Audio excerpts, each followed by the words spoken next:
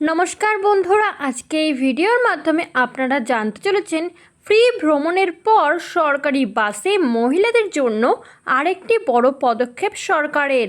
জানুন সম্পূর্ণ বিস্তারিত তথ্য সম্পর্কে। ফ্রি ভ্রমণের পর সরকারি বাসে মহিলাদের জন্য আরেকটি বড় পদক্ষেপ সরকারের। বাস পরিষেবায় মহিলা নিরাপত্তা নিয়ে এবার বড় ঘোষণা করলেন পরিবহন মন্ত্রী অর্জুন সিং। পুজোর আগেই প্রতিটি সরকারি বাসে লাগানো হতে চলেছে সিসিটিভি, জিপিএস। আর এই খবর প্রকাশ্যে আসতেই খুশির মেজাজ দেখা গেল মহিলা যাত্রীদের মধ্যে। শুধু তাই নয়, পুজোর আগে রাজ্যের পরিবহন ব্যবস্থাকে ঢেলে সাজাতে একগুচ্ছ পরিকল্পনার কথা ঘোষণা করলেন নব পরিবহন মন্ত্রী অর্জুন সিং। পুজোর আগেই নামানো হবে ইলেকট্রিক সিএনজি বাস। প্রাপ্ত রিপোর্ট অনুযায়ী গতকাল অর্থাৎ মঙ্গলবার ব্যারাকপুর এসপ্ল্যানেড নতুন সরকারি বাস রুটের উদ্বোধন করেছিলেন পরিবহন মন্ত্রী অর্জুন সিং। সেখানেই সাংবাদিকদের মুখোমুখি হয়ে বলেন, প্রায় 2 কোটি টাকা দামের অত্যাধুনিক বাস ইতিমধ্যেই পরিষেবায় নেমেছে। পুজোর আগেই আরও ইলেকট্রিক সিএনজি ও শীততাপ নিয়ন্ত্রিত বাস রাস্তায় নামবে। কেন্দ্রের কাছে আরও 1000 বাস চাওয়া হয়েছে।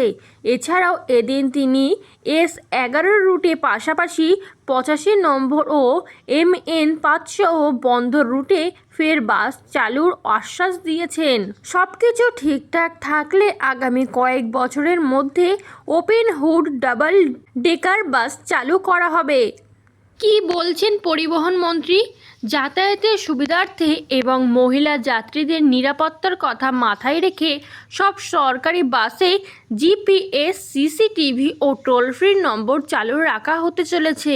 পুজোর আগেই এই প্রক্রিয়া চালু করা হবে, যাতে মহিলারা নিশ্চিন্তে কোনো অসুবিধা ছাড়াই নির্দ্বিধায় বাসে যাতায়াত করতে পারবে। এছাড়াও কিছুদিনের মধ্যে চালু হতে চলেছে পিঙ্ক কার্ড। অর্জুন সিং জানিয়েছেন, মুখ্যমন্ত্রীর নির্দেশে কোনো আয়সীমা বা যোগ্যতার শর্ত ছাড়াই সব মহিলার জন্য পিঙ্ক কার্ড চালু হচ্ছে। 2-4 দিনের মধ্যেই প্রক্রিয়া শুরু হবে। একাধিক পরিষেবা পরিকল্পনা নিয়ে আলোচনা করলেও পূর্বতন সরকারকে কটাক্ষ করতে ছাড়লেন না তিনি। তৃণমূলের আমলে পরিবহন দপ্তরে দুর্নীতির অভিযোগ তুলে অর্জুনের অভিযোগ, আগের সরকারের আমলে সরকারি বাসের টায়ার ও যন্ত্রাংশ চুরি হয়েছে। ভালো বাসের যন্ত্রাংশ খুলে বিক্রি করে পুরনো টায়ার লাগানো হয়েছে। কিন্তু এইসব এখন আর হবে না। কোনো দুর্নীতির গন্ধ পেলেই সঙ্গে সঙ্গে কঠিন ব্যবস্থা নেওয়া হবে। এছাড়াও এদিন বেআইনি অটো নিয়েও কড়া বার্তা দেন মন্ত্রী। তিনি স্পষ্ট জানিয়ে দেন, যে রুটের পারমিট সেই রুটেই একমাত্র গাড়ি চলবে।